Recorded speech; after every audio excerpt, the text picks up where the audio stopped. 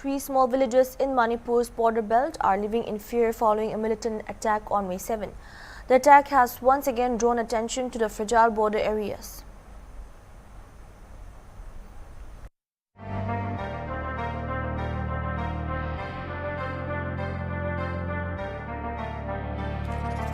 Deep in the remote hills along the India-Myanmar border, where roads disappear into mud tracks, rivers replace bridges, and mobile networks fade into silence, 3 small villages, Namli, Wangli, and Choro, now stand scarred by one of the most disturbing recent incidents reported from Manipur's border belt. Days after suspected militants attacked the villages on May 7th, fear and uncertainty continue to grip the area, with villagers claiming that 21 people remain missing while several houses lie burnt and abandoned. The attack has once again drawn attention to the fragile and volatile India-Myanmar frontier, a sensitive melting point of militancy, cross-border ethnic ties, informal trade routes, armed movement, and displaced people seeking refuge amid Myanmar's continuing conflict.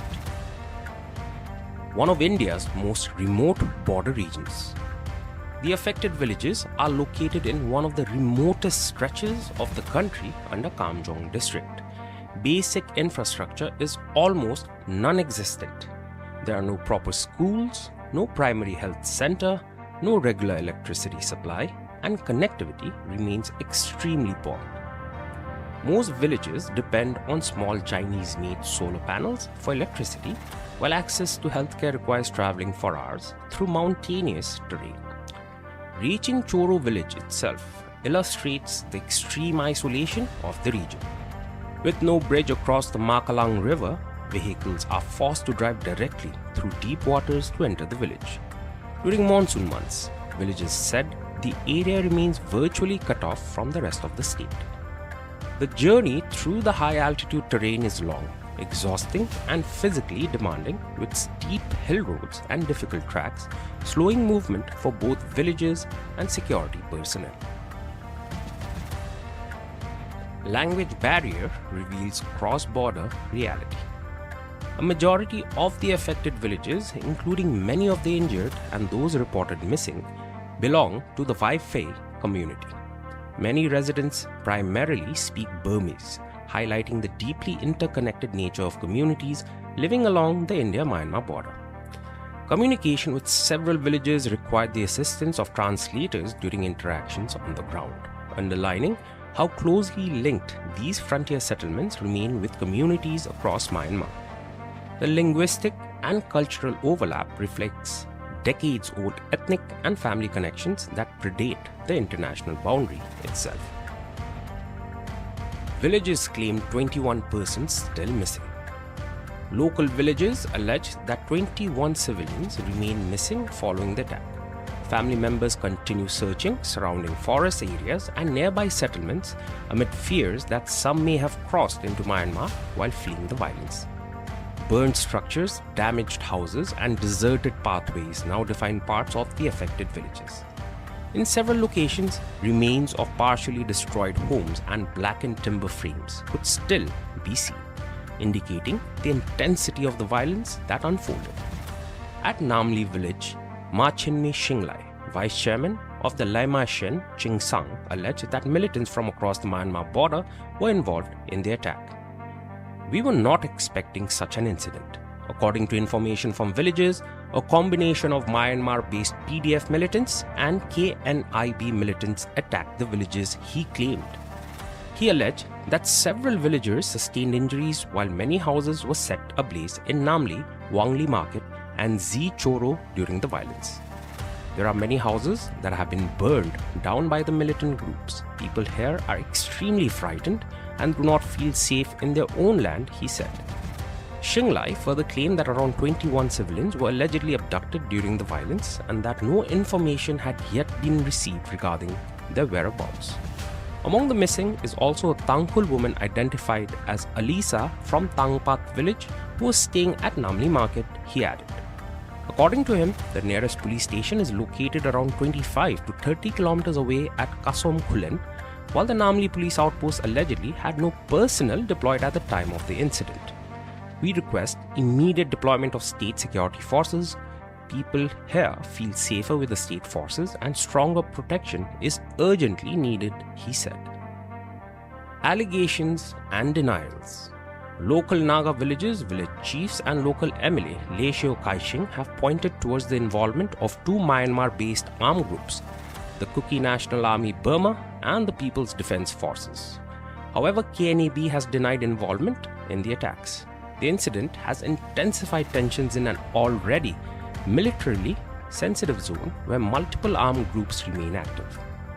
Militancy landscape along the border.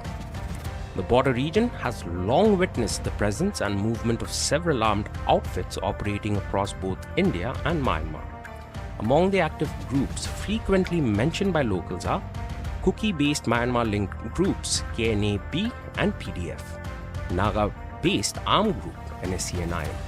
The dense forests, difficult terrain, and porous international border have historically made the region vulnerable to militant movement and arms transit. The area is known for timber trade activities, with informal cross-border movement remaining common among local communities. Deep ethnic and family ties across the border.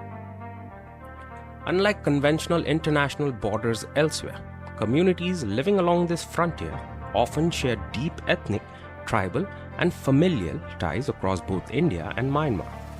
Villages routinely cross the border traditionally for trade, farming, festivals, and family visits, as many belong to the same tribes living on both sides. This unique social reality forms a core reason behind widespread opposition among border communities to the proposed scrapping of the free movement regime. What is the free movement regime, FMR?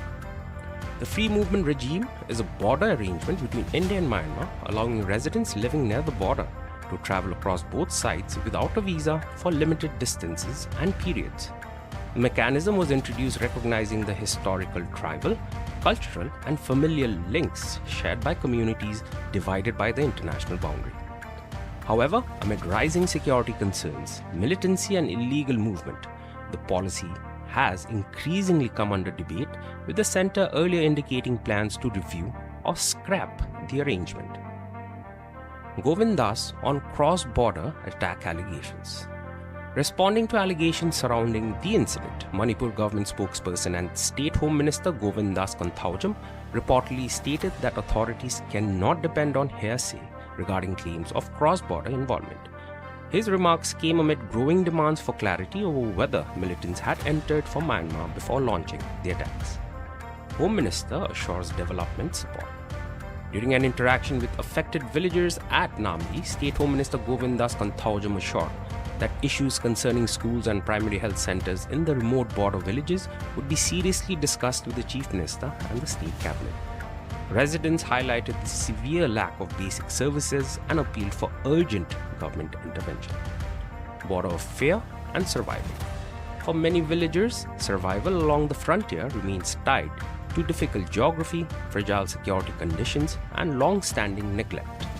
As security concerns grow after the latest violence, the three villages now stand at the center of a larger debate involving militancy, border management, ethnic conflict, humanitarian concerns, and the future of traditional cross-border movement in Manipur's eastern frontier.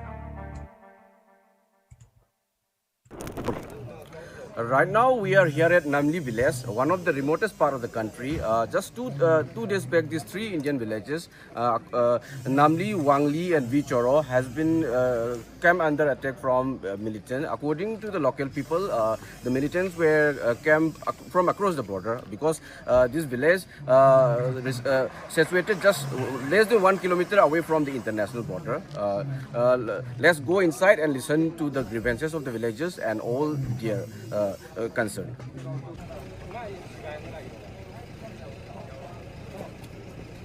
Politics to yaw rago jige mile ukhul gi wiri. Akulo lo chano ukroga lu to tio phit de. Manipur ki development kaya si mai khutta mane ꯁꯦꯝꯖꯔꯝꯕꯅꯤ ꯀꯩꯅꯣ ꯃꯅꯤꯄꯨꯔꯤ ꯇꯨꯇꯃꯨ ꯇꯨꯂꯦ ꯊꯦꯃ ꯃꯌꯥꯖꯤꯁꯤꯔꯦ ꯉꯁꯤ ꯑꯩꯈꯣꯏ ꯏꯔꯛꯇ ꯌꯥꯎꯕꯤꯕꯒꯤꯗꯃꯛꯇ ꯌꯥꯝꯅ ꯊꯥꯒꯠꯆꯩ ꯅꯦꯔꯣ ꯂꯦꯆꯥꯃ ꯂꯥꯕꯤꯔꯦ ꯑꯌꯥꯟ ꯖꯨꯗꯦꯅꯦ ꯂꯤꯈꯨꯗꯦ ꯄꯤꯃꯦ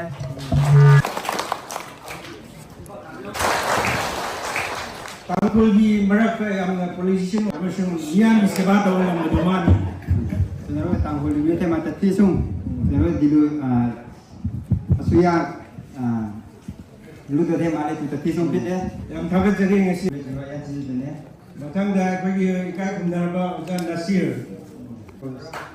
ꯑꯩꯈꯣꯏ ꯑꯦꯝꯑꯦꯜꯑꯦꯒꯤ ꯒꯥꯔꯖꯤꯌꯟꯅꯤ. My name is Machin Misinglai from Kangkum village at extreme border of Myanmar border. Yes. How exactly was the thing happen?